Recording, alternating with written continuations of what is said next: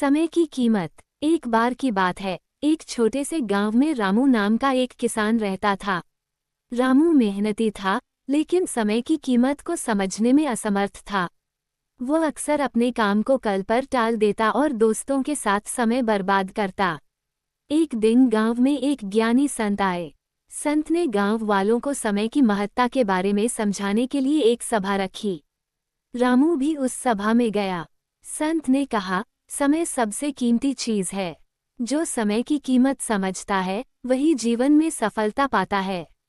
रामू ने संत से पूछा, संत जी, समय इतना कीमती क्यों है? संत मुस्कुराए और बोले, इसका उत्तर तुम्हें अनुभव से मिलेगा। कल सुबह मेरे पास आओ। अगली सुबह संत ने रामू को एक सोने का सिक्का दिया और कहा, इस सिक्के को 1 घंटे में जितना बढ़ा सकते हो, बढ़ा लो। लेकिन ध्यान रहे, 1 घंटे बाद ये सिक्का अपना मूल्य खो देगा। रामू ने सिक्के को लेकर इधर उधर भागना शुरू किया। उसने कई लोगों से पूछा, लेकिन समय इतना कम था कि वो कुछ भी नहीं कर पाया। 1 घंटा बीतते ही सिक्का साधारण धातु में बदल गया। रामू निराश होकर संत के पास गया और कहा, संत जी, मैंने सिक्के का सही उपयोग नहीं किया। यदि मेरे पास थोड़ा और समय होता, तो मैं इसका मूल्य बढ़ा सकता था। संत ने मुस्कुराते हुए कहा, बिल्कुल सही। जैसे इस सिक्के की कीमत 1 घंटे में खत्म हो गई, वैसे ही हमारा समय भी बहुत तेजी से बीतता है।